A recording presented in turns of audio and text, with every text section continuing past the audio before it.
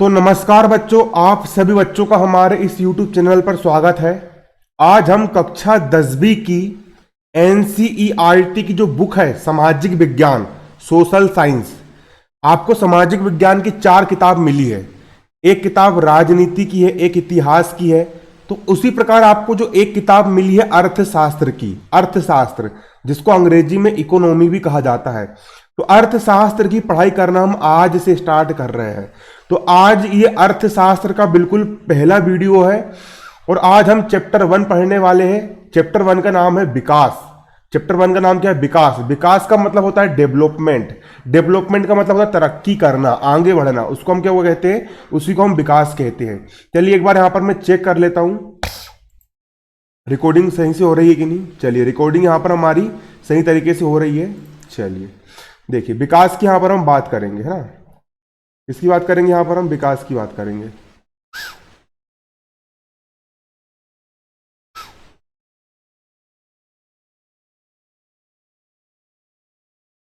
देखिए, विकास अथवा प्रगति की धारणा हमेशा से हमारे साथ है। हम हमेशा ये चाहते हैं कि यार कि हमको देश में तरक्की करना है, देश में विकास लेकर के आना है। हमारी आकांक्षाएं और इच्छाएं है कि हम क्या करना चाहते हैं और अपना जीवन कैसा जीना चाहते हम सभी चाहते हैं कि यार कि हम हमारा जीवन कैसा हो, सुखमय हो, सुख से भरा हुआ रहे और सुख से पूर्ण यहाँ पर हमारा जीवन भरा हुआ रहे। 1 मिनट है।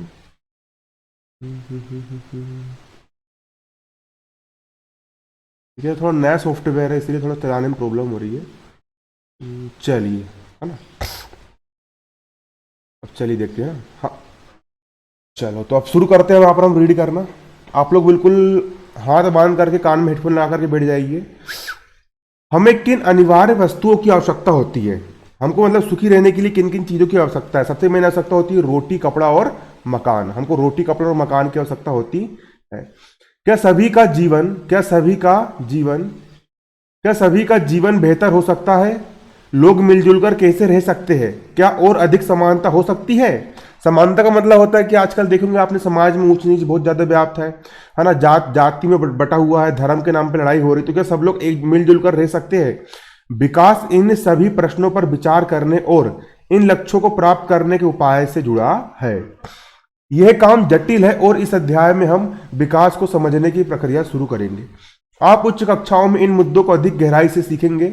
इसके अतिरिक्त ऐसे बहुत से प्रश्न के उत्तर आपको अर्थशास्त्र में ही नहीं बल्कि इतिहास और राजनीति के पाठ्यक्रम में भी मिलेंगे। हम इतिहास भी पढ़ेंगे पूरा पूरा और हम यहाँ पर राजनीति भी पूरी पूरी यहाँ पर हम पढ़ेंगे। क्लियर है?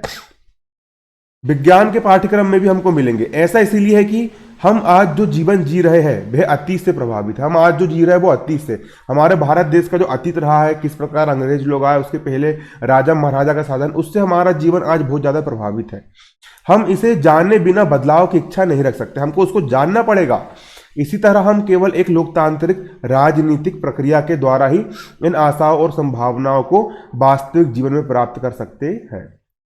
आप यहाँ पर देख सकते हो, देखिए ये चित्र यहाँ पर बना हुआ है। देखो कार चल रही है, साइकिल से है। ये क्या कर रहा है? खाना बना रही है। ये भैया लेट करके अखबार पढ़ रहा है। ये रिक्शा रिक्शा चला रहा है। मेरे वगैरह पे विकास नहीं कर सकते, इस व्यवस्था में मेरा विकास नहीं हो रहा। जैसे कि रिक्शा चलाने वाला जो है, रिक्शा चलाने वाला अगर काम करना बंद कर देगा, मजदूर काम करना बंद कर देगा, तो ये अमीर लोग अमीर बन पाएंगे? नहीं बन पाएंगे। लेकिन उन लोग का, वो लोग तो विकास कर रहे हैं, लेकिन इस बंदे का विकास नहीं हो पा रहा। बेचारा रिक्शा चलाने में अपनी जिंदगी काट ले रहा है।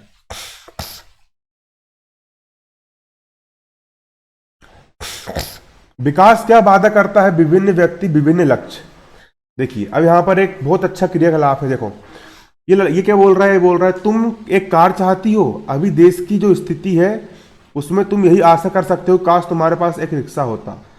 ये बंदा इसको बोल रहा है कि काश तुम्हारे पास रिक्शा होता तो तुमको कार नहीं मिलेगा, है ना। ऐसा कह रहा है। हम यह कल्पना करने का प्रयास करें कि तालिका 1.1 में दी गई सूची के अनुसार लोगों के लिए विकास का क्या अर्थ हो सकता है। देखिए हर इंसान के लिए विकास का अलग अलग अर्थ होता है। कोई अमीर इंसान है, वो चाहेगा कि साला मेरे पास हेलीकॉप्टर है तो मैं भैया विकास हूँ। कोई गरीब आदमी वो चाहेगा कि, कोई गरीब आदमी है वो चाहेगा कि यार कि मेरे पास रोटी कपड़ा मकान रहे तो मतलब कि मैं विकसित हूँ। मतलब हर इंसान के लिए अलग अलग होते हैं। आप देखेंगे कि कुछ अधूरे स्तंभ भरे हुए हैं। इस तालिका को पूरा करने की कोशिश कीजिए। आप चाहे तो किन्हीं और श्रेणी के व्यक्ति को जोड़ सकते हैं। देखो, व्यक्ति की श्रेणी, विकास और लक्ष्य और आकांक्षा, है ना। भूमिहीन ग्रामीण मजदूर। भूमिहीन ग्रामीण मजदूर क्या चाहता है? जिसके पास जमीन नहीं है, जिसके पास जमीन नहीं। भूमिहीन का मतलब होता है, हीन का मतलब होता है नहीं है, जिसके पास जमीन नहीं है। ग्रामीण यानी गांव में रहने वाला, मजदूर यानी मजदूर, है ना। वो ये चाहता है कि काम करने के अधिक दिन और बेहतर मजदूरी मिले। वो ये चाहेगा क्या है कि मुझको हर समय काम उपलब्ध रहे और मुझको अच्छी मजदूरी मिले। स्थानीय स्कूल में उसके बच्चों को उत्तम शिक्षा प्राप्त हो, है ना, और कोई सामाजिक भेदभाव, उसके साथ कोई भेदभाव ना करे, और गांव में ही वह नेता बन सकते हैं। बस इतना वो चाहता है। कौन? भूमिहीन ग्रामीण मजदूर। अब पंजाब के समृद्ध किसान के चाहेंगे उनके लिए विकास क्या है? किसानों को उनकी उपज के लिए समर्थन मूल्य, उनको भी अच्छा मूल्य मिल जाए, मेहनती और सस्ते मजदूर मिल जाए, है ना, उनकी पारिवारिक आय सुनिश्चित करना ताकि वे अपने बच्चों को विदेश में बसा सके। अब पंजाब के समृद्ध किसानों का सपना होता है कि यार कि हमारे लड़के बच्चे कहाँ रहे? विदेश में रहे। किसान जो खेती के लिए केवल वर्षा पर निर्भर है, वो ये चाहेंगे कि यार, वो क्या चाहेंगे, यहाँ पर आपको अपने हिसाब से लिखना है। तो यहाँ पर देखो, जो किसान वर्षा के लिए निर्भर है, वो ये चाहेंगे कि यार कि हमारे पास एक बोर हो जाए, इसके साथ साथ मतलब कि समय पर बरसात हो, इसके साथ साथ कि हमारे बच्चे पढ़े लिख ले और अच्छे से हम खा पी ले। भूस्वामी परिवार की एक ग्रामीण महिला, एक ऐसी ग्रामीण महिला जो भैया परिवार की स्वामी है, वो ये चाहे कि यार कि मेरे बच्चे लोग की पढ़ाई लिखाई हो जाए, है ना। शहरी बेरोजगार युवक, शहर में रहने वाला बेरोजगार युवक क्या चाहेगा कि भैया मेरे को नौकरी मिल जाए, भैया मेरा काम धंधा चलने लग जाए, मैं थोड़ा बहुत पैसा ऐसा कमाने लग जाऊँ। शहर के अमीर परिवार का लड़का, शहर के अमीर परिवार का लड़का क्या चाहेगा कि भैया मेरे पास एक BMW कार हो, उसमें लड़की लोग को घुमाऊं। ये चाहता शहर के अमीर परिवार का लड़का। शहर के अमीर परिवार की एक लड़की, वो चाहेगी कि यार उसे अपने भाई जैसी आज़ादी मिलती है और वह अपने फैसले खुद कर सकती है, वह अपनी पढ़ाई विदेश में कर सकती है। नर्मदा घाटी की का एक आदिवासी, वो ये चाहेगा कि यार कि भैया खाने पीने के लिए अच्छे जुगाड़ बन जाए, आप इसको अपने अनुसार भी भर सकते हो। देखिए, तालिका 1.1 को भरने के बाद अब इसका निरीक्षण करते हैं। क्या इन सभी लोगों की विकास या प्रगति के बारे में एक जैसे विचार है? नहीं, हर व्यक्ति के विचार अलग अलग है। किसी को आम चाहिए तो किसी को इमली चाहिए, संभवतः नहीं। इनमें से हर एक अलग अलग चीज पाना चाहता है। वे ऐसी चीजें चाहते हैं जो उनके लिए सर्वाधिक महत्वपूर्ण है, अर्थात वे चीजें जो उनकी आकांक्षाओं और इच्छाओं को पूरा कर सके। हर इंसान की इच्छा अलग अलग होती है। जो उनकी आकांक्षाओं को और उनकी इच्छा को पूरा कर सके, हर इंसान ये चाहता है ना।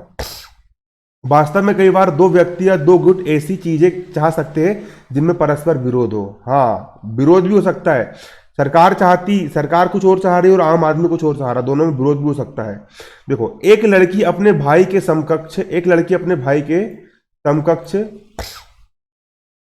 आजादी और अवसर मिलने और भाई भी घर के कामकाज में हाथ बटाएगा, ये आशा रखती है। लड़की चाहती है कि यार ये मुझे अपने भाई की जैसे आजादी मिले और मेरा भाई भी घर के कामकाज करे। हो सकता है कि भाई को ये पसंद ना हो। इसी तरह अधिक बिजली पाने के लिए उद्योगपति ज्यादा बांध चाहते हैं। उद्योगपति जो होते हैं, बिजनेसमैन, वो चाहते हैं कि अधिक से अधिक बांध बनाना चाहिए। लेकिन अब बांध बनेगा, पानी को हम स्टोर करके रखेंगे तो भैया जमीन जलमग्न हो जाएगी, और फिर उस जमीन में रहने वाले लोग क्या चाहेंगे? वो लोग चाहेंगे काहे के लिए बांध बना रहा है। अब बांध बनाएंगे तो हमारे खेत डूब जाएंगे, हमारे घर डूब जाएंगे, हमको भैया घर बार छोड़कर कहीं जाना पड़ेगा। तो विरोध हो रहा है ना। एक तरह का उद्योगपति ये चाह रहा है, उद्योगपति क्या चाह रहा है बच्चों? उद्योगपति चाह रहा है कि यार कि भैया हमको बिजली चाहिए। बिजली कैसे आती है? बांध बनाओ, पानी के टरबाइन चलाओ तो हमको भैया बिजली मिलेगी। जो उद्योगपति चाह रहा है, ये कौन चाह रहा है? उद्योगपति चाह रहा है। भाई आम आदमी क्या चाहता है? आम आदमी चाहता है कि यार अब भैया अब तुम्हारे गांव में अगर कोई आके बांध बना दे और तुम्हारी पूरी जमीन डूब जाए तो फिर तुमको कैसा लगेगा? तुमको घर बार छोड़ के जाना पड़े, अपनी जमीन जायदाद, तुम तो रोने लग जाओगे यार कि भैया हमरे, है ना, समझ रहे हो ना। तो विरोध हुआ ना। उद्योगपति के लिए जो विकास है और तुम्हारे लिए जो विकास है, दोनों परस्पर यहाँ पर क्या कर रहे हैं? विरोध कर रहे हैं। लेकिन इससे जमीन जलमग्न हो सकती है और उन लोगों का जीवन अस्त व्यस्त हो सकता है जो बेघर हो जाएंगे। जैसे आदिवासी लोग, फिर वही आदिवासी लोग बेघर हो जाते बेचारे, वे इसका विरोध कर सकते हैं। और हो सकता है कि वे अपनी खेतों की सिंचाई के लिए केवल छोटे चेक बांध दे, तालाब पसंद करें, इसलिए वो चाहते हैं कि ये छोटे मोटे बांध बनाओ। अभी सरदार सरोवर बांध बना, नरेंद्र मोदी जी ने इतनी बड़ी मूर्ति बनाई, लेकिन उससे फायदा तो हुआ, मान रहा हूं मैं।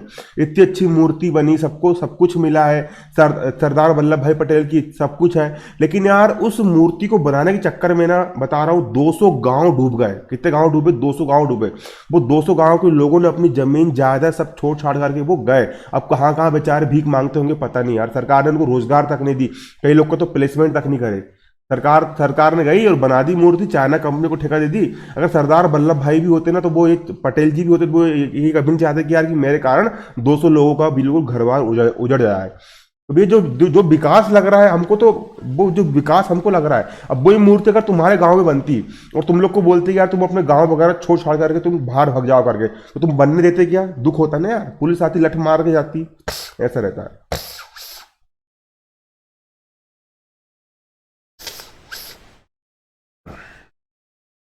ये देखिए, इसी तरह दो बातें साफ है। एक, अलग अलग लोगों के लिए विकास के भिन्न भिन्न लक्ष्य हो सकते हैं। पहली बात क्या हुई है? पहली बात यहां पर यह है कि अलग अलग लोगों के लिए विकास के लक्ष्य भिन्न भिन्न हो सकते हैं।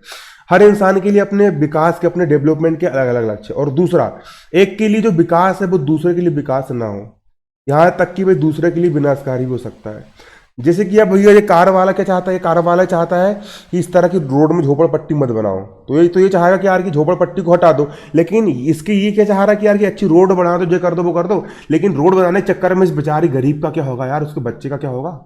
जो इसके लिए विकास है वो तो इसके लिए भैया बाधा बन गया। इसलिए बहुत सोच समझ के फैसला लेना पड़ता है सरकार में। अगर आप कल को सरकार बनो तो आपको बहुत सोच समझ के फैसला लेना पड़ेगा। मतलब कि जो एक के लिए विकास है वे दूसरे के लिए विनाशकारी भी हो सकता है ना। इस तरह के लोग विकसित नहीं होना चाहते, ये ऐसा बोल रहा है, जबकि भाई उसकी मजबूरी बेचारी की। देखिए, आय और अन्य लक्ष्य है ना।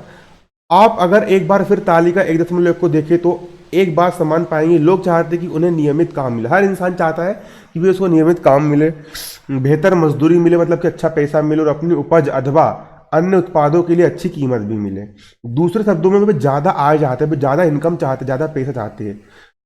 किसी भी तरह से आय चाहने के अतिरिक्त लोग बराबरी का व्यवहार, इंसान पैसा तो चाहता है लेकिन इज्जत भी चाहता है कि उसको बराबरी का व्यवहार मिले, उसको स्वतंत्रता मिले, किसी का गुलाम ना रहे, सुरक्षा मिले, और दूसरों से आदर मिलने की इच्छा भी चाहता रखता है। वे भेदभाव से अप्रसन्न होता। अगर कोई तुम्हारे साथ भेदभाव करे, अगर कोई तुमको मारे पीटे, तुम लोग के साथ अगर भेदभाव करे, तुमको अच्छा लगेगा क्या? नहीं लगने वाला। इसलिए भेदभाव से लोग क्या करते हैं? नफरत करते हैं। बच्चों क्या करते हैं? नफरत। तो सही बात है, नफरत करना भी चाहिए। क्यों भेदभाव करते हो समाज में? जाति के नाम पे, तो इसके नाम पे, उसके नाम पे। ये सभी महत्वपूर्ण लक्ष्य है, बल्कि कुछ मामलों में ये अधिक आय और अधिक उपभोग से अधिक महत्वपूर्ण हो सकते हैं। भैया, इज्जत ना पैसों से भी बड़ी होती है, क्योंकि जीने के लिए केवल भौतिक वस्तु पर्याप्त नहीं होती, बल्कि इज्जत भी पर्याप्त होती है। ऐसा रहता है। द्रव्य या उससे खरीदी जा सकने वाली भौतिक वस्तु एक कारक है। द्रव्य मतलब पदार्थ, पैसा मतलब पैसा से अपन खरीद, पैसा अपन जो कुछ भी खरीद सकते हैं पैसों से, वो तो एक कारक है जिस पर हमारा जीवन निर्भर रहता है। लेकिन हमारा बेहतर जीवन ऊपर लिखी अभौतिक वस्तु पर भी निर्भर करता है। मतलब कि लोग हमसे व्यवहार करें, सब कुछ हमारे पास रहे। अगर आपको यह बात स्पष्ट नहीं लगती कि, तो आपने जीवन में अपने मित्रों की भूमिका के बारे में सोची। ये दोस्तों का होना बहुत जरूरी है जीवन में। आपको उनकी मित्रता की इच्छा हो सकती है, और इसी तरह और भी बहुत सी चीजें हो सकती है जिन्हें आसानी से मापा नहीं जा सकता, लेकिन उनका हमारे जीवन में बहुत महत्व है। इनकी प्राय उपेक्षा कर दी जाती है, लेकिन यह निष्कर्ष निकालना गलत होगा कि जिसे मापा नहीं जा सकता। हम दोस्ती को माप सकते नहीं माप सकते, लेकिन दोस्ती का होना बहुत जरूरी है। सम्मान इज्जत का होना भी बहुत जरूरी है। कोई नहीं चाहता कि हमारे साथ भेदभाव हो, और अपन लोग भेदभाव करते हैं यार किसी जाति के लिए, इसके लिए, उसके लिए। नर्मदा नदी पर सरदार सरोवर बांध की ऊंचाई वृद्धि के जाने पर विरोध प्रदर्शन। देखो, अब सरदार सरोवर जो बांध बना, नरेंद्र मोदी जी बोलते हैं हमने देश का विकास कर दिया। अरे अच्छा कर दिए, विकास मान रहे, कर दिए, अच्छा काम करे हो आपने इतनी बड़ी मूर्ति बना दी है, अच्छा बना दी है, सबसे बड़ी मूर्ति बना दी, चलो बना दी, अच्छी बात है ना। आपने सरदार सरोवर बांध बनाया, अब बताओ वहां पर रहने वाले ये बेचारे 200 गांव के लोग कहां जाएंगे? इनका क्या होगा? इनकी जो जमीन छिन गई ना, इनकी जमीन छिन गई, इनकी जमीन कौन लौटाएगा?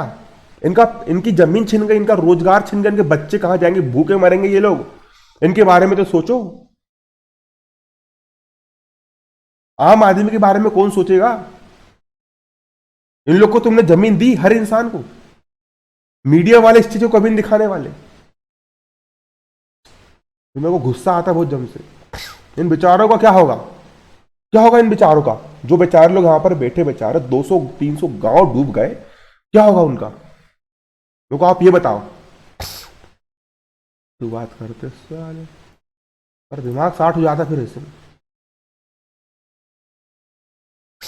एक और उदाहरण देखिए, अगर आपको कहीं दूर दराज के इलाके में भी नौकरी मिलती है, उसे स्वीकार करने से पहले आप आय के अतिरिक्त बहुत से कारकों पर विचार करेंगे, जैसे कि आपके परिवार के लिए क्या सुविधाएं उपलब्ध होगी। आपको कहीं दूर नौकरी लग गई तो भी आप नौकरी करने जाने से पहले कई चीज सोचेंगे यार कि भैया वहां पर सुविधाएं होगी कि नहीं होगी, काम करने का वातावरण कैसा होगा, सीखने का क्या अवसर है। और तुम्हारी गांव देहात में नौकरी लग गई जहां पर स्कूल नहीं है, तो तुम ये सोचोगे कि यार कि वहां पर मेरे लड़के बच्चे पढ़ पाएंगे क्या, ऐसा रहता है। दूसरी नौकरी में यदि आपको वेतन कम भी मिलता है, लेकिन अगर ये रोजगार नियमित है तो आप सुरक्षा की भावना को बढ़ाता है कि यार हम सिक्योर रहेंगे, भले ही पैसा कम है। इसलिए गवर्नमेंट जॉब को इंसान चुनता है। क्यों चुनता है?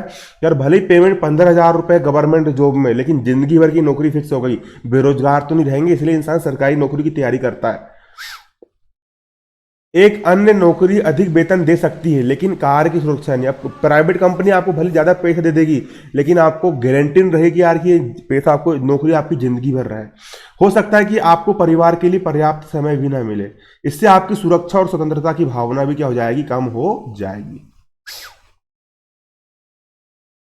इसी तरह विकास के लिए लोग मिले जुले लक्ष्यों को देखते हैं। यह सच है कि यदि महिलाएं वेतन भोगी कार्य करती है तो घर और समाज में उनका आदर बढ़ता है। अगर कोई महिलाएं, भैया कोई, अगर कोई लेडीज है, कोई बच्ची है, कोई महिला है, लेडीज है, अगर वो नौकरी कर रही है, अगर वो दरोगा बन गई, अगर वो टीचर बन गई, तो समाज में उसकी बहुत इज्जत होती है कि यार मैडम है, मास्टरनी है। तथापि यह भी सच है कि अगर महिला को के लिए आदर है तो घर में उनके कामकाज में ज्यादा हाथ बटाया जाएगा। अगर कोई लेडीज है या नौकरी वाली अगर, तो भैया घर में तुमको काम काज में हाथ बटाया जाएगा। और वहीं अगर तुम अपने पैरों पर खड़ी नहीं होगी, ईसक लड़ाते रहोगी, लड़कियां लोग प्यार मोहब्बत के चक्कर में पड़ी रहोगी ना, तो शादी कर देंगे, नौकरानी टाइप काम करना पड़ेगा। अगर चाहती हो कि जिंदगी में कुछ बड़ा करना है तो अपने पढ़ाई लिखाई पे ध्यान दो, प्यार मोहब्बत पे ध्यान मत दो। प्यार मोहब्बत धोखा है, पढ़ाई कर लो बेटा, मौका है। सुरक्षित और संरक्षित वातावरण के कारण ज्यादा महिलाएं विभिन्न प्रकार की नौकरियां या व्यापार कर सकती है। महिलाएं नौकरी भी करती, कई लड़की लोग तो बिजनेस भी कर रही है। इसलिए लोगों के विकास के लक्ष्य केवल बेहतर आय के ही नहीं होते, बल्कि जीवन में अन्य महत्वपूर्ण चीजों के बारे में भी होते हैं।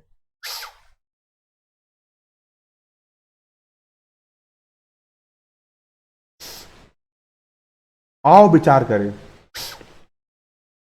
अलग अलग लोगों की विकास की धारणाएं अलग क्यों है। नीचे दी गई व्याख्याओं में कौन अधिक महत्वपूर्ण है? क्योंकि लोग भिन्न होते हैं, क्योंकि लोग जीवन परिस्थितियां भिन्न है ना। ये सब आप पढ़ते रहना। अब हम बात करेंगे राष्ट्रीय विकास की। किसकी बात करेंगे? राष्ट्रीय विकास की। मैं सोच रहा हूँ कि चलो उसको पूरा पढ़े खत्म कर देते हैं, है ना, क्योंकि यार 2-3 वीडियो बनाऊंगा तो फिर दिक्कत हो जाती है। राष्ट्रीय विकास, है ना, जैसा कि हमने ऊपर देखा, यदि लोगों के लक्ष्य भिन्न है तो उनकी राष्ट्रीय विकास के बारे में धारणाएं भिन्न होगी। अगर इंसान के भी लक्ष्य अलग अलग है तो राष्ट्रीय विकास के लिए धारणाएं भी अलग अलग होगी। आपस में इस विषय पर चर्चा कीजिए कि भारत को विकास के लिए क्या करना चाहिए। संभव है कि कक्षा के विभिन्न विद्यार्थियों ने उपयुक्त प्रश्न के अलग अलग उत्तर दिए होंगे। आपने स्वयं इन प्रश्नों के बहुत से उत्तर सोचे होंगे। सर्दी हो गई यार। उनमें से किसी एक के विषय में आप स्वयं भी निश्चित ना हो। यह समझना बहुत आवश्यक है कि देश के विकास के विषय में विभिन्न लोगों की धारणा धारणा भिन्न या विरोधी हो सकती है। विकास के विषय में मतलब कि इंसान डेवलपमेंट के विषय में हर इंसान की धारणा कैसी हो सकती है, अलग अलग हो सकती है। लेकिन क्या सभी विचार को बराबर का महत्व दिया जा सकता है? यदि परस्पर विरोध है यदि परस्पर विरोध है तो निर्णय कैसे लिया किया जाए?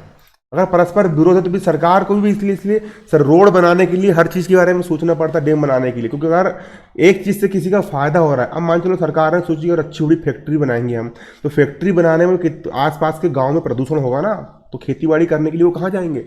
इसलिए सोचना पड़ता है, सोच समझ के निश्चय लेना पड़ता है कि वे किसी को नुकसान ना हो।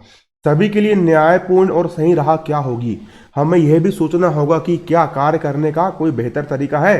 क्या इस विचार से बहुत से लोगों को लाभ होगा या कुछ ही लोग को होगा? राष्ट्रीय विकास का अभिप्राय इन सब प्रश्नों पर विचार करना है।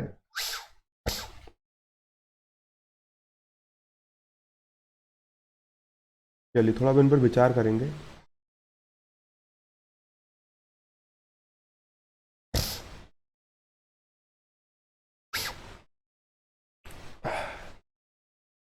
आओ इन पर विचार करें। निम्नलिखित स्थितियों पर चर्चा कीजिए। दाहिनी ओर मतलब कि इस ओर दिए गए चित्र को देखिए। इस प्रकार के क्षेत्र के विकासात्मक लक्ष्य क्या होना चाहिए? अब भैया यहां पर ये देखो, यहां पर बेचारे गरीब लोगों की झोपड़पट्टियां है और यहां पर अमीर लोगों की बिल्डिंग्स है।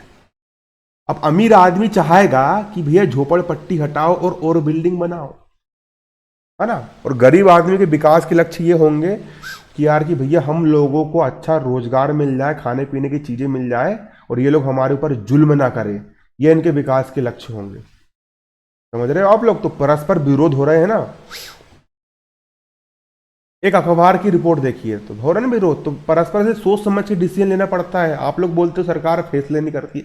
अरे भैया सरकार में बैठे हुए जो मोदी जी है ना, वो उनको बहुत काम करना पड़ता है, बहुत सारी चीजें ये देखना पड़ता है, उनको सोच समझ के डिसीजन लेना पड़ता है। अब देखिए एक जहाज ने 500 टन, एक टन में 1000 किलो, तो 500 टन में कितने किलो होंगे सोच लो, जहरीले अवशेष। अब एक जहाज ने क्या करा भैया, अब कूड़ा कचरा इकट्ठे करे, 500 टन जहरीले पदार्थ को शहर के खुले कूड़े घर और आसपास के समुद्र में डाल दिए। यह अफ्रीका देश के आइसबरी कोस्ट में अबीदजान शहर में हुआ। अब कोई तुम्हारा गांव है, मान चलो एक शहर है, जैसे कि हमारा छिंदवाड़ा शहर है, वैसे तुम्हारा कोई शहर है। अब वहां पर कोई एक जहाज आया और जहाज ने आ करके 500 टन कूड़ा कचरा डाल दिया जहरीला वाला, तो क्या होगा? हवा में कूड़ा कचरा फैल जाएगा, लाखों लोग, सैकड़ों लोग मर जाएंगे, है ना। इस खतरनाक जहरीले अवशेषों से निकलने वाले धुएं से लोगों ने जी मितलाने लगा। चमड़ी पर दरारें पड़ गई, बेहोश होना, दस्त लगने की शिकायतें की। 1 महीने बाद 7 लोग मर गए। 20 अस्पताल में भर्ती हुए। विषाक्तता के कारण 26,000 लोगों का इलाज किया गया। पेट्रोल और धातु से संबंधित एक बहुराष्ट्रीय कंपनी ने आइवरी कोस्ट की एक स्थानीय कंपनी को ठेका दिया था। ये देखो भैया, अब पेट्रोल भी जरूरी है। अब भैया विकास दोनों चीज का वो हो रहा ना, विरोध ऐसा रहता है।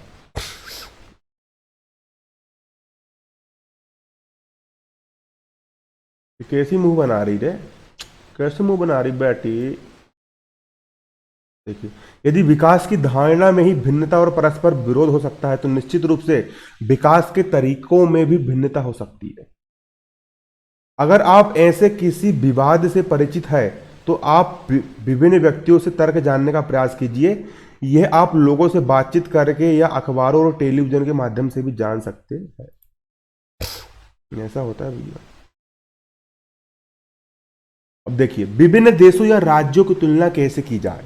अब हमको विभिन्न प्रकार के देशों की तुलना या राज्यों की तुलना करना हम कैसे कर सकते हैं? देखिए, आप पूछ सकते हैं कि अगर विकास का अर्थ अलग अलग, अब विकास का अर्थ अलग अलग है, डेवलपमेंट का अर्थ अलग अलग है, तो फिर कुछ देशों को विकसित और कुछ देशों को अविकसित कैसे कहा जा सकता है? कुछ देश विकसित है। विकसित देश का मतलब होता है जो बहुत पैसे वाले हैं, जैसे अमेरिका हो गया, चाइना हो गया, जापान। और अविकसित देश जो मतलब कि भिखारी है, जैसे कि पाकिस्तान हो गया, अफ्रीका के देश हो गए। भारत विकासशील है, मतलब कि तरक्की कर रहा है। इससे पहले कि हम इस विषय पर आए, एक अन्य प्रश्न के बारे में सोचते हैं। जब हम भिन्न भिन्न चीजों की तुलना करते हैं तो उनमें समानताएं और अंतर दोनों हो सकते हैं। हम इनकी तुलना करने के लिए किन पहलुओं का प्रयोग करते हैं? कक्षा में विद्यार्थियों को ही देखते हैं तो हम विभिन्न विद्यार्थियों की तुलना कैसे करते हैं कि भैया इसकी हाइट, एक बच्चे की हाइट लंबी है, एक का स्वास्थ्य अच्छा है, एक भैया प्रतिभा अच्छी है, गणित में अच्छा है, रुचि का अंतर है ना। हर बच्चा अलग अलग होता है। हो सकता है कि सबसे अधिक पढ़ाकू, सबसे स्वस्थ विद्यार्थी सबसे पढ़ाकू ना हो सकता है कि यार कोई बच्चा बहुत हेल्थी हो, अच्छा हष्ट पुष्ट तगड़ा जवान हो, लेकिन वो पढ़ाई लिखाई में डब्बा हो। और ये भी हो सकता है कि जो बच्चा पढ़ाई लिखाई में अच्छा इंटेलिजेंट है वो हाइट हेल्थ में कम हो, है ना। ऐसा हो सकता है। तो हम विद्यार्थियों की तुलना कैसे करते हैं? हम जो मापदंड का प्रयोग करेंगे वह तुलना के उद्देश्य पर निर्भर करेगा। खेलकूद टीम पढ़ाई, खेलकूद वाले खेलकूद की बात करेंगे तो ये पढ़ाकू बच्चे लोग डब्बा हो जाएंगे और भैया वो तगड़ा बच्चा आगे निकल जाएगा। वाद विवाद में जो बच्चा व्यवहारिक ज्ञान रखता है वो आगे निकल जाएगा।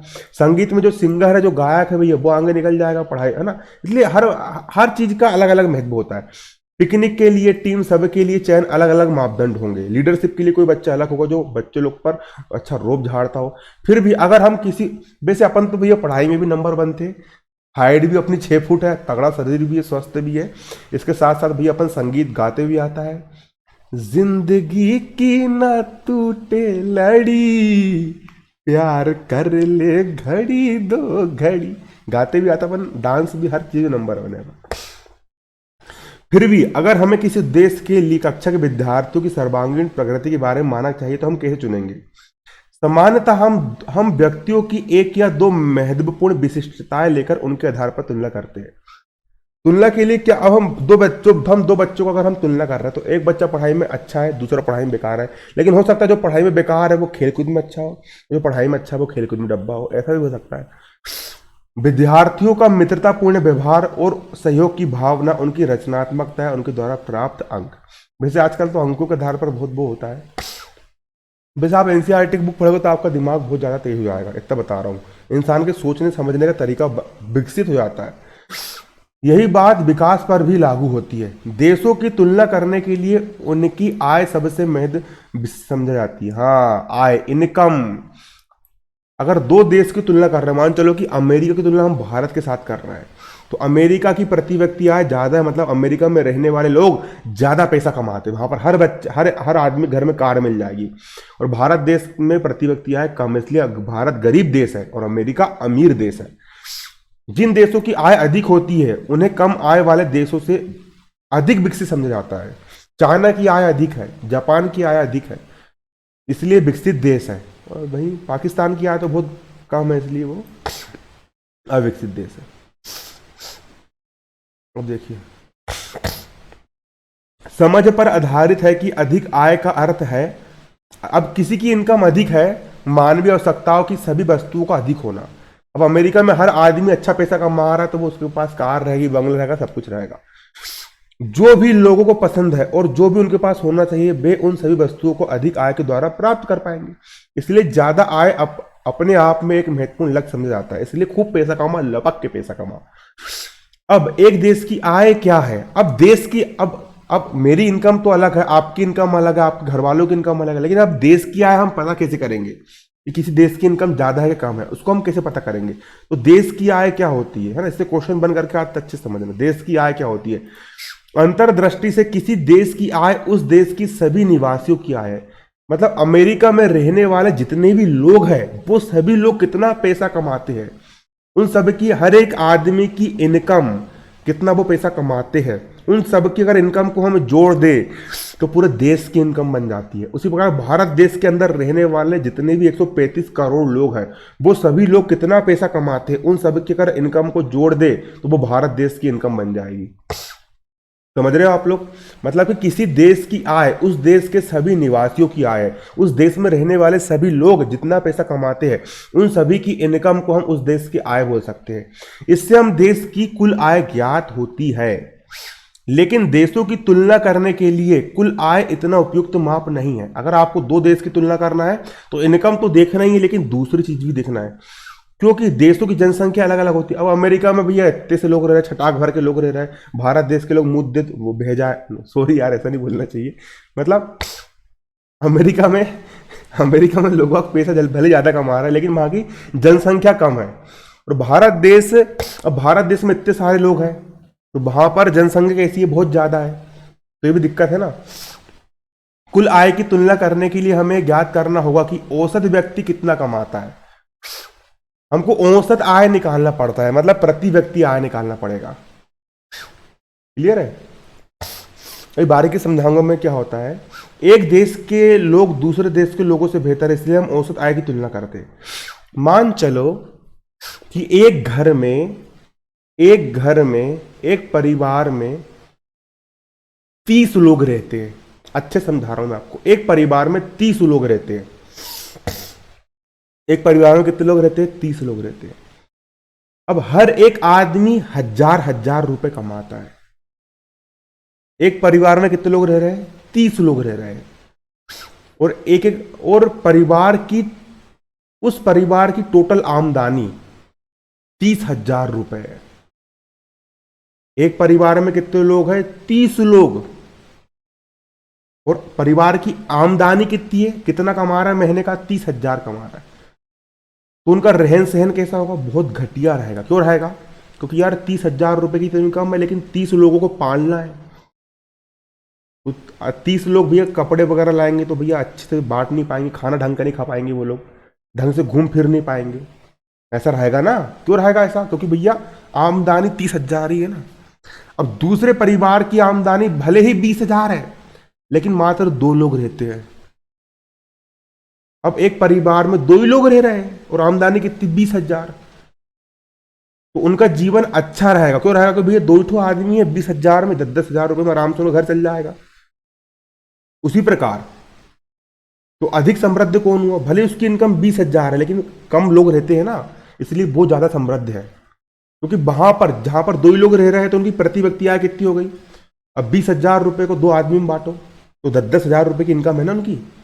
और भाई 30,000 रुपए और को 30 लोगों में बांट दो, क्योंकि परिवार में 30 लोग रह रहे हैं और इनकम कितनी है? 30,000 है। तो एक तो हर एक इंसान के खाते में 1,000 रुपये आएगा। तो अमीर कौन हुआ? वो हुआ। तो इसलिए प्रति व्यक्ति आय निकालने के लिए इसको प्रति व्यक्ति आय बोलते हैं। मतलब कि किसी भारत देश में बहुत सारा पैसा है, लेकिन जनसंख्या बहुत ज्यादा है ना यार। इसलिए अगर हर एक आदमी की इनकम निकालेंगे, हर एक आदमी की अगर हम एवरेज इनकम निकालेंगे, एवरेज तनख्वाह निकालेंगे, तो वो बहुत कम आती है। और अमेरिका में जनसंख्या कम है, इसलिए ऐसा रहता है ना।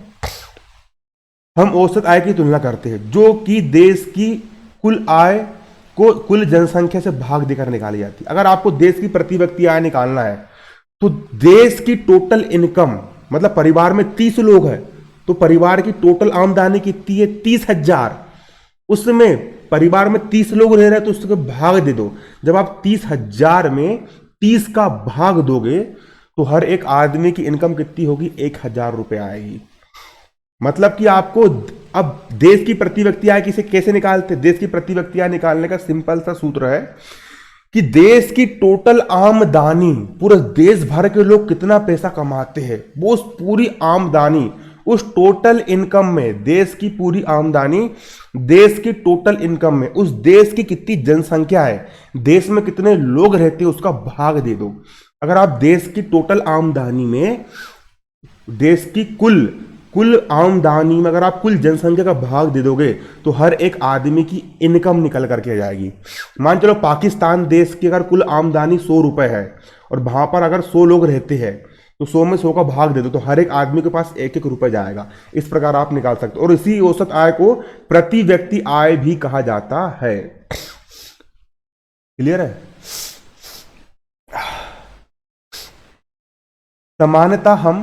समानता हम व्यक्तियों की एक या दो महत्वपूर्ण विशिष्टताएं को लेकर उनके आधार पर तुलना करते हैं। तुलना के लिए क्या महत्वपूर्ण विशिष्टताएं चुनी जाए, इस पर मतभेद हो सकते हैं।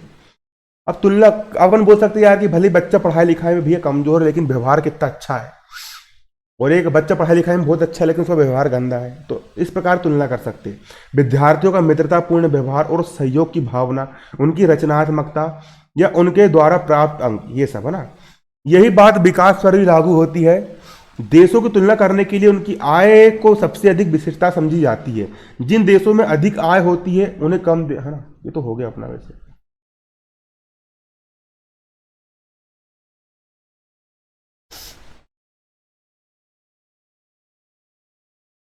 अब देखिए औसत आय के बारे में। हम औसत आय, यद्यपि औसत आय तुलना के लिए उपयोगी, फिर भी असमानता छुपा देती है। अब देखिए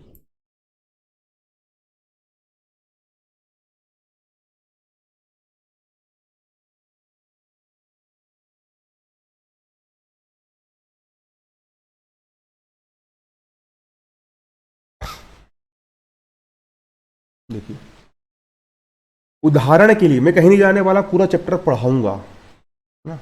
उदाहरण के लिए 2 देश का और खा पर विचार करते हैं। 2 देश है, एक देश का है और दूसरा देश खा है। क्लियर? 2 देश है ना, का और खा। ठीक? सरलता के लिए हम मानते हैं कि प्रत्येक देश में 5 निवासी है। अब देश का मतलब पाकिस्तान और भारत है ना, कोई भी 2 देश है ना। अब हम ये मान लेते हैं कि देश का नंबर के देश में भी 5 लोग रहते हैं। 1 2 3 4 5 लोग रहते हैं। और खा नंबर के देश में भी 5 लोग रहते हैं। 1 2 3 4 5 लोग रहते हैं ना। अब दोनों की औसत आय निकालिए। अब देश का जो है वहां पर एक आदमी कितना कमा रहा है, 9,500 कमा रहा है। दूसरा आदमी कितना कमा रहा है, 10,000। औसत आय मतलब एवरेज इनकम, औसत आय निकालना है। देखिए अब भी निकालते, मेरा पेन कहाँ गया, देखिए।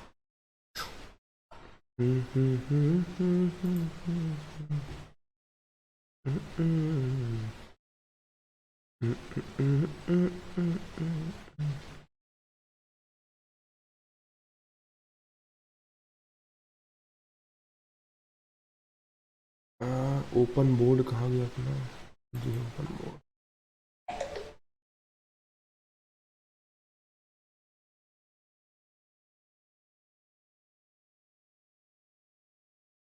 उन आंखों का हंसना भी क्या,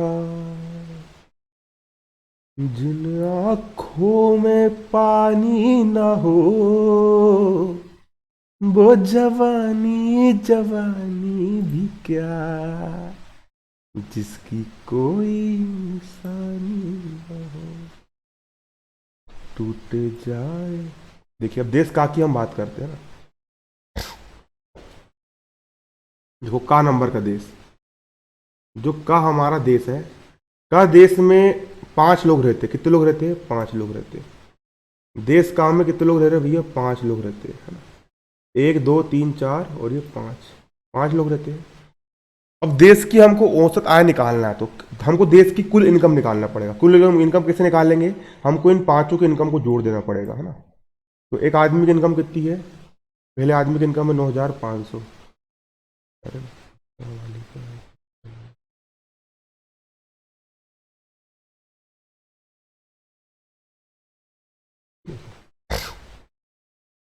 पहले आदमी की इनकम कितनी है, 9,500 रुपये।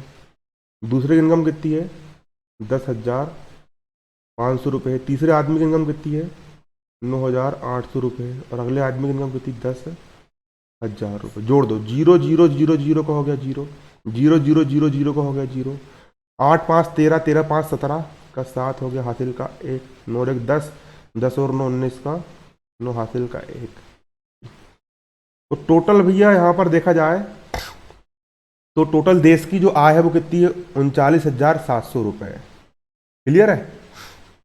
अब इसकी हमको औसत आय निकालना है, तो एवरेज इनकम कैसे निकालते हैं, इन सभी की इनकम को हमने जोड़ दी, टोटल देश की इनकम कितनी हो गई, 39,700 रुपये हो गई।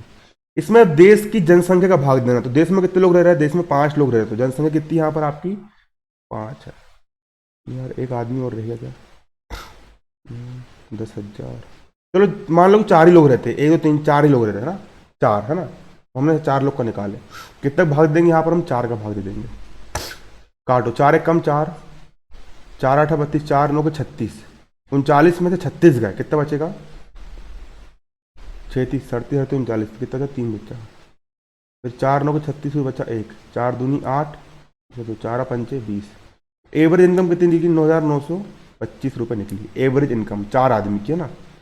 ठीक है, 4 आदमी की एवरेज इनकम कितनी निकली, 9,925 रुपये निकल गई। इस प्रकार हम प्रति व्यक्ति आय निकाल सकते हैं। मतलब सबकी इनकम को जोड़ दो, देश की हर आदमी की इनकम की जोड़ दो और उसमें भाग कर दो, तो आपकी औसत आमदनी निकल जाती है ना, औसत आमदनी निकल जाती है ना।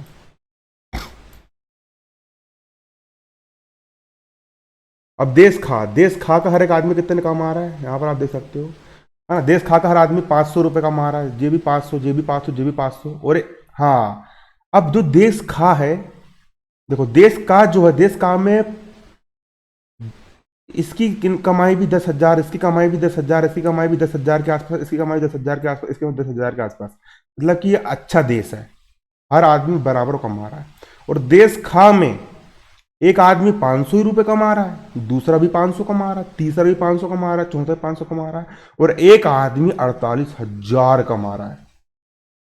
अगर हम इस देश की एवरेज इनकम निकालेंगे ना, तो 48,000 वो बहुत ज्यादा रहेगी।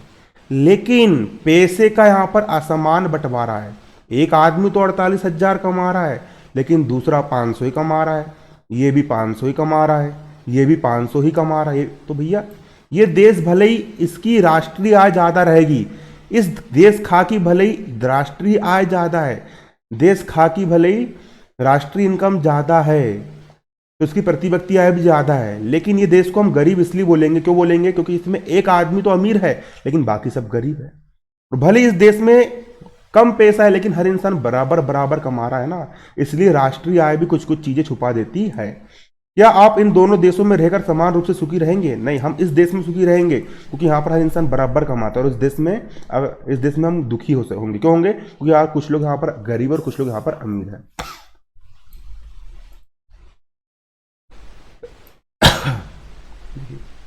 शायद हम में से कुछ लोग देश खा में रहने पर पसंद करेंगे। अगर हम अगर हम यहाँ के 5वें नागरिक हो, 48,000 रुपये कमाने वाले हो, तो हम इस देश में रहना पसंद करेंगे, है ना। लेकिन अगर हमारी नागरिकता लॉटरी के आधार पर होगी तो हम काम में रहने दें। अगर हमारी भैया नागरिकता की अगर हम एवरेज आदमी होंगे तो हम ये देश नंबर काम में रहना पसंद करेंगे, क्योंकि वहाँ पर हर आदमी की इनकम एवरेज है, ऐसा रहता है। भारत देश में तो ऐसी है यार, कुछ लोग के पास बहुत पैसा बचा रहा है, कुछ लोग के पास रोटी पानी के लिए का पैसा नहीं है ना। भारत देश भी ऐसे ही है।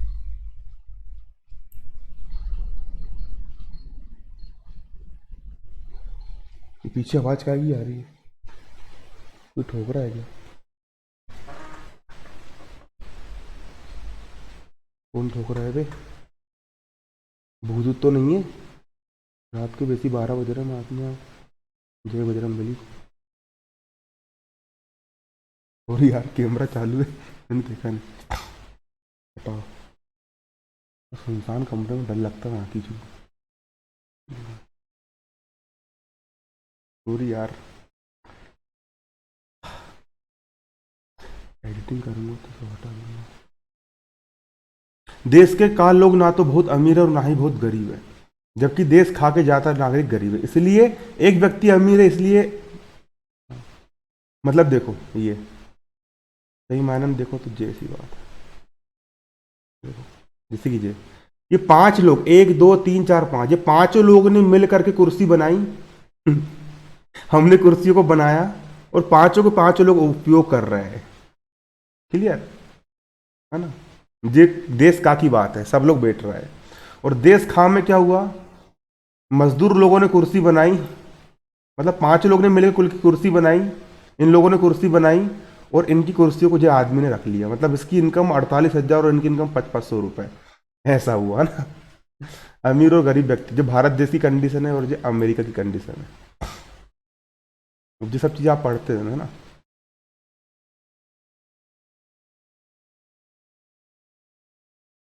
अब देखिए, आय और अन्य मापदंड, आय और अन्य मापदंड, इनकम की बात करेंगे यहाँ पर। आय और अन्य मापदंड होंगे ना। वीडियो बहुत लंबा हो सकता है, कितने मिनट का बन गया हमारा वीडियो यहाँ पर? तो वीडियो की रिकॉर्डिंग में दिखाती कितने मिनट का बन गया है। पढ़ने में मजा आ रहा नहीं? पहले आप लोग मेरे को ये बताओ। देखिए, आय और अन्य मापदंड, जब हमने व्यक्तिगत आकांक्षाओं और लक्ष्यों को देखा तो पाया कि केवल बेहतर आय के बारे में ही नहीं सोचते, बल्कि भी अपनी सुरक्षा, लोग अपनी इनकम के बारे में बल्कि अपनी सुरक्षा के बारे में सोचते कि यार हमको जॉब अच्छी मिलती रहे, दूसरों से हमको आदर मिले, समानता का व्यवहार मिले, आज़ादी इत्यादि जैसे लक्ष्य पर भी सोचते हैं। इसी प्रकार जब हम किसी देश या क्षेत्र के बारे में सोचते हैं तो हम औसत आय के अतिरिक्त अन्य महत्वपूर्ण लक्ष्यों के विषय में भी सोचते हैं।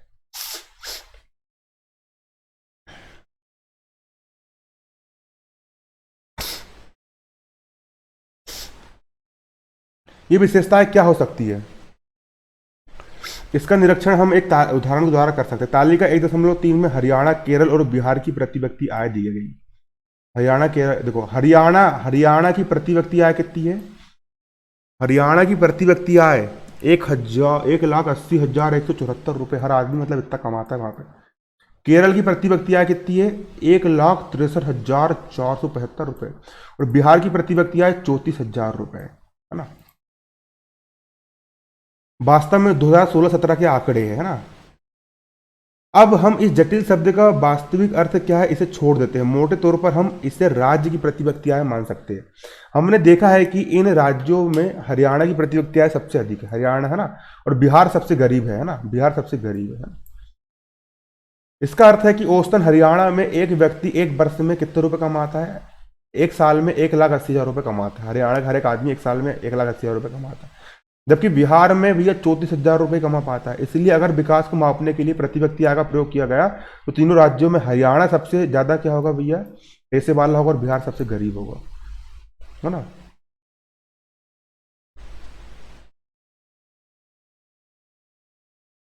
सबसे गरीब होगा। देखिए तुलनात्मक आंकड़े, हाँ वो तुलना करेंगे। हरियाणा, अब हरियाणा में देखो शिशु मृत्यु शिशु मृत्यु दर प्रति 1,000 व्यक्ति, मतलब कि 1,000 व्यक्ति अगर पैदा हो रहे हैं कहाँ पर, हरियाणा में। हरियाणा में अगर 1,000 आदमी, वो 1,000 बच्चे पैदा हो रहे हैं तो उसमें से 30 बच्चे मर जाते हैं, कहाँ पर, हरियाणा में। ठीक। और केरल में क्या कंडीशन है, केरल में अगर 1,000 बच्चे पैदा होते हैं तो 1,000 में से मात्र 10 ही मरते हैं। कितने मरते, 10 ही मरते हैं। मतलब केरल इसमें आगे है क्योंकि 10 ही बच्चे मर रहे हैं ना, बाकी सब जिंदा है। और बिहार में 1,000 व्यक्ति पैदा होते तो 35 बच्चे मर जाते। क्यों मर जाते, अस्पताल नहीं है इसीलिए। ठीक। अब साक्षर, ये आवाज क्या की आ रही है। अब साक्षरता दर, हरियाणा में सिर्फ 82% लोग पढ़े लिखे हैं, और केरल में 94% लोग पढ़े लिखे हैं, और बिहार में 62% लोग ही पढ़े लिखे हैं। तो इस मामले में भी केरल आगे है ना। अब निवल उपस्थिति अनुपात उच्चतर है ना, मतलब कितने बच्चे स्कूल जा रहे हैं। हरियाणा में 14 से 15 साल के 61 ही बच्चे, 61%, 100 में से 61 लोग ही स्कूल जाते हैं। केरल में 100 में से 83 लोग स्कूल जाते हैं, मतलब यहाँ पर पढ़ने वाले बच्चे ज़्यादा है। और बिहार में 43 लोग स्कूल जाते हैं, बाकी कुछ नहीं करते। ऐसा होता है। तो भैया केरल फिर फर्स्ट नंबर पे जाएगा अगर दूसरी चीज़ में देखा, अगर आय को छोड़ दे तो, और हरियाणा सेकंड नंबर पे आएगा। ऐसा भी रहता है। अनंतिम, इस तालिका में शब्द शिशु मृत्यु दर किसको बोलते हैं, शिशु मृत्यु दर मतलब एक साल में किसी वर्ष में पैदा हुए 1,000 जीवित बच्चों में से कितने बच्चे मर जा रहे हैं, है ना, उसको हम शिशु मृत्यु दर बोलेंगे। जैसे कि जे हरियाणा में एक साल में अगर 1,000 बच्चे पैदा होते हैं तो 30 बच्चे मर रहे हैं, तो शिशु मृत्यु दर बोलेंगे, है ना। अगला साक्षरता दर, 7 वर्ष और उससे अधिक आयु के बच्चों में साक्षरता दर का अनुपात, मतलब 7 साल या उससे अधिक उम्र के बच्चे लोग में कितने बच्चे पढ़े लिखे, उसकी बात करेंगे। निवल उपस्थिति अनुपात, 14 और 15 वर्ष की आयु में स्कूल जाने वाले बच्चों का ये रहता है ना, बहुत पढ़ लेना, उसको हम बोलेंगे।